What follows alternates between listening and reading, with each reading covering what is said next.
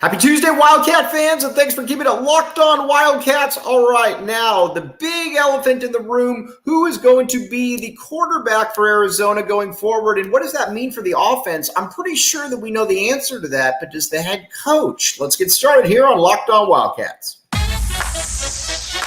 You are Locked On Wildcats, your daily podcast on the Arizona Wildcats. Part of the Locked On Podcast Network, your team every day.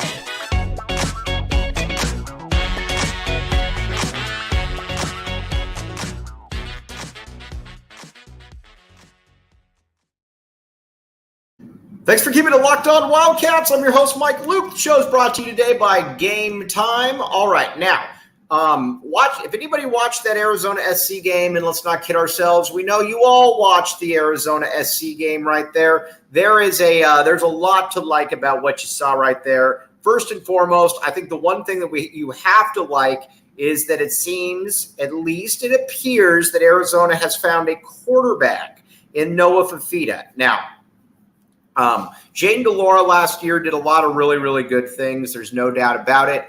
I think the one thing, though, that we do know, though, is that Jayden de Laura has probably reached his apex. And I think it's fair to say that we all know that Jayden de Laura can do a lot of really, really good stuff.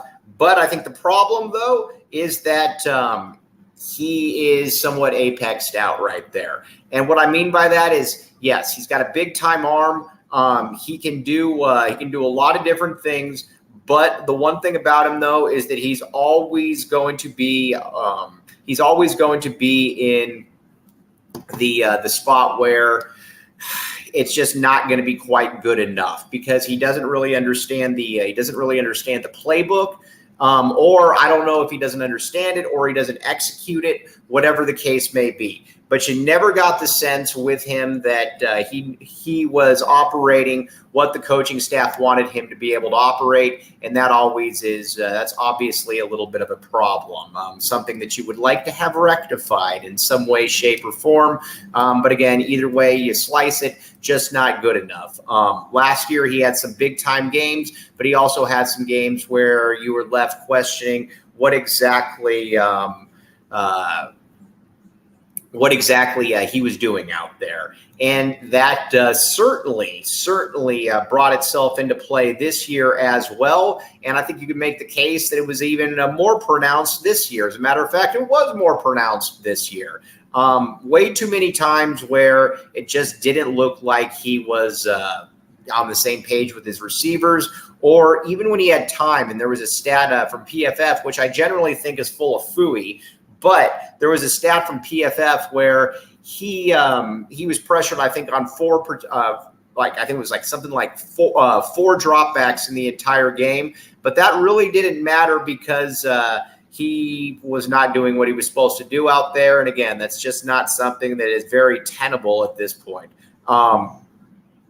And I think going forward, that's going to be a problem because when you've got the kind of talent that Jedd Fisch is bringing in, you got to be able to exact some of that. You got to be able to improve upon that. And Arizona was not able to do that at all. Not only was Arizona not able to do that, they weren't even close to being able to do that. Now, Noah Fifita comes in the game. And the one thing about Noah Fifita, I think that we do know at this point is that he's a player that is very cerebral and understands the game.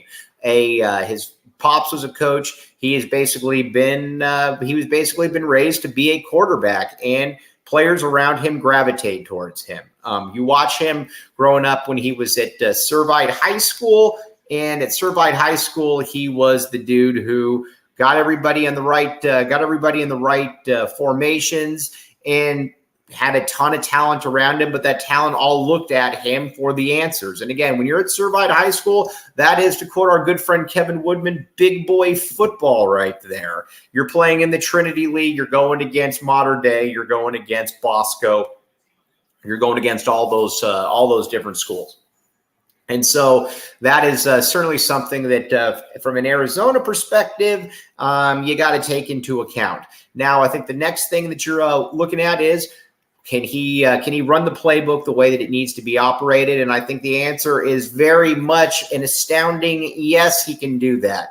In 2 starts this year, 8 touchdowns, 2 picks, almost 600 yards, completing well over 60% of his passes. Just looks like a different quarterback out there. Not only does he look like a different quarterback out there than Jane DeLaura, it looks like, again, the team relies on him. The team wants to know where they need to be, and that's something that, again, you got to give a lot of kudos to Noah Fifita, because he was born and he was raised for this moment right there.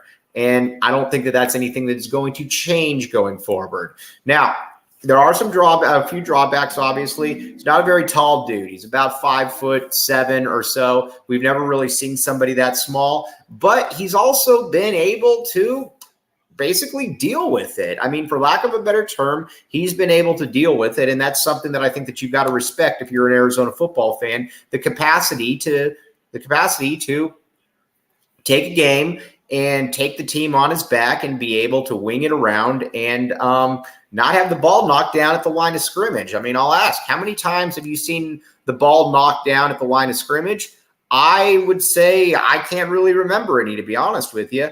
And I think a big part of that is that he's just a gamer. He's just a gamer. He understands football, and there's a lot to be said for that, especially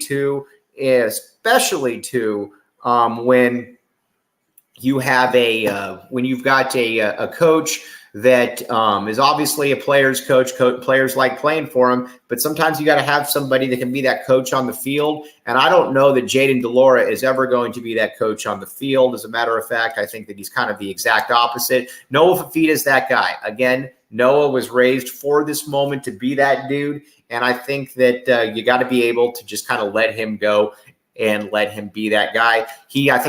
Honestly, I think he's earned that right. Watching him, you can certainly see where he is. He's that guy. And I think going forward, he's got to be that dude. All right. Now, you wanted to bet on something. Check out PrizePicks. All right. Use code LOCKEDONCollege for your first deposit. And here's where it gets good. They will match you up to $100 right there. PrizePicks.com/LockedOnCollege. You will thank me later for it. Like I said, all kinds of good stuff right there with PrizePicks. And again, if you want to be able to get a little bit of action in the game right there, PrizePicks has you covered. Check it out. PrizePicks.com/LockedOnCollege. Again, you will thank me later for it. All right, let's take a quick little break. We'll come back with you, and we are going to talk a little bit more Arizona football. Thanks for keeping it locked on Wildcats and making it your first listen of the day. I am your host, Mike Luke. All right, now let's talk some Arizona football. The running back position right here. Jonah Coleman. All right, big fan of Michael Wiley on this show, as everybody should be, because Michael Wiley, quite frankly, is very, very, very good. But the one thing about Michael Wiley is I don't know that he is ever going to be kind of that bell cow type running back where you get him the ball 25 times and he gets stronger as the game goes on. As a matter of fact, I don't think that there's anything to really indicate that. With Jonah Coleman, he's that dude. Now, I was a little bit curious. How good would Jonah Coleman be with how good was he going to be? Was he just more of a workout machine, or was he going to be the dude who was able to, kind of take the bull by the horns, so to speak, and make plays happen? And he did just that right there. And I think one thing about him is you can just tell that he embraces the running back position. And not only does he embrace the running back position, he also embraces the running back position in a way that he is going to initiate contact. And not only is he going to initiate contact, he's going to be the guy that says, all right, you're coming at me, I'm coming right back at you, and I'm going to try to make things happen. And that's what he did.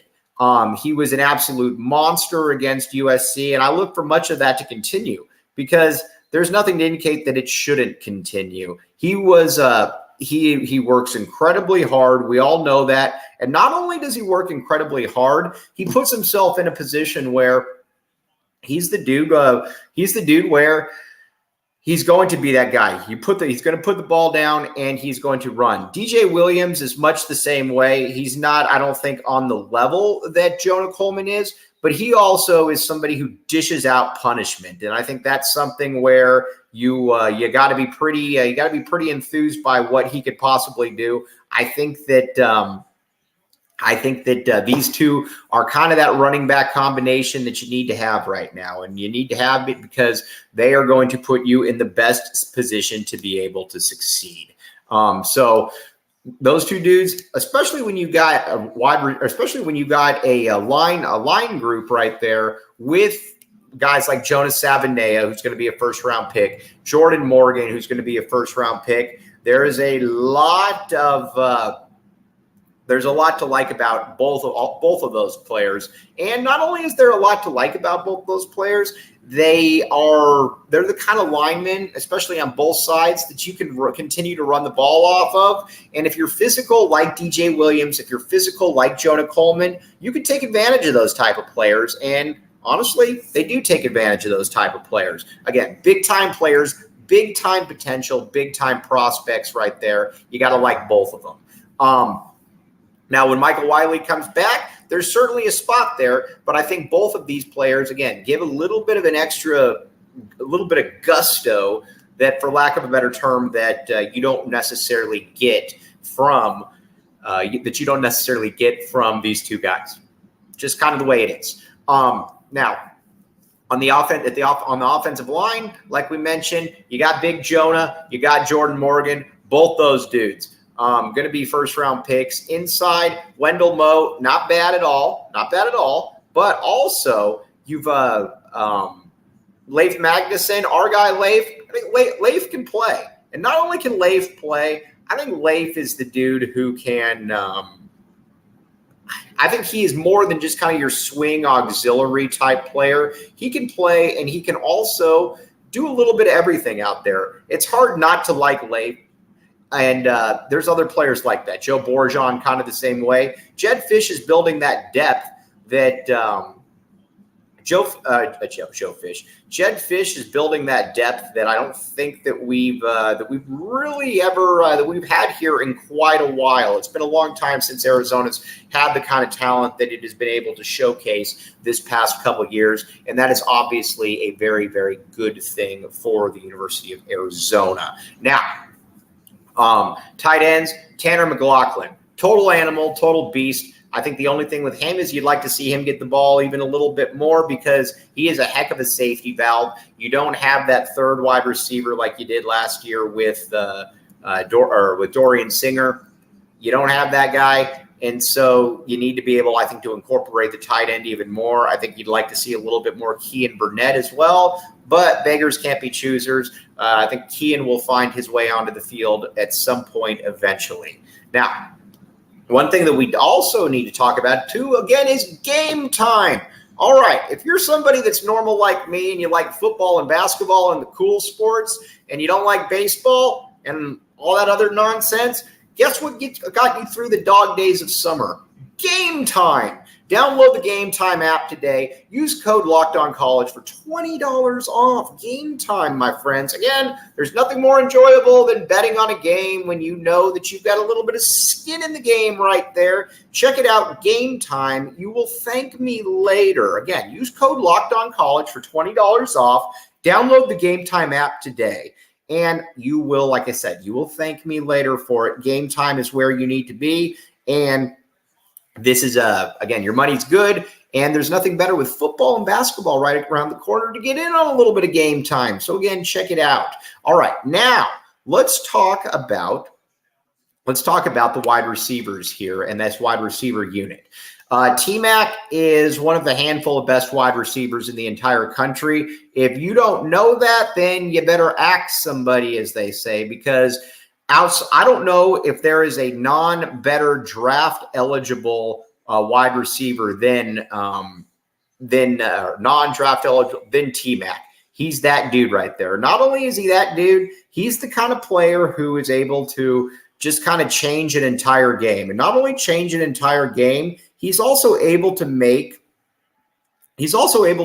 everything just a lot easier. And not only is he able to make things a lot easier, he's able to make things just easier for everybody involved because he can go up and he can high point the ball. He's actually pretty elusive after the catch. He's just what an NFL wide receiver is supposed to look like. He's probably about 6'4", 220, and he plays, and a USC fan put it pretty well. He said he plays like he's about 6'8", because he's got great vertical skills. He's got great ball skills. And not only does he have great ball skills, he's able to go up and get the ball in a manner in which a lot of wide receivers are just unable to do.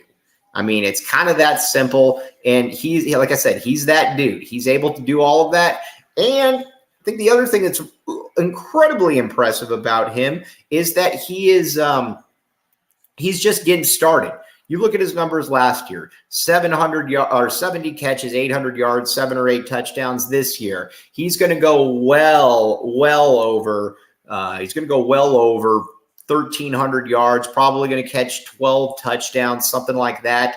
He's an NFL player. This is what NFL players look like. At the U of A, we're not used to having a ton of NFL players, so when one comes, they certainly look like a unicorn. He definitely looks like a unicorn out there. Not only does he look like a unicorn, he is the dude who people can look at and just say, man, he's going to take a lot of pressure off that defense right there, and he does exactly that. Just a absolutely fantastic player. Not only is he an absolutely fantastic player, you can tell that his bond with Noah Fifita is really, really good, and I think he's he's one of the best players to ever come through here. He's got that type of talent to him, and I think that Arizona fans certainly need to understand that and appreciate him while he's here, because again, guys like that don't really come through here very often. Not only do they not come through here very often, they don't come through here basically at all. Now, let's talk a little bit about Jase Medical right here.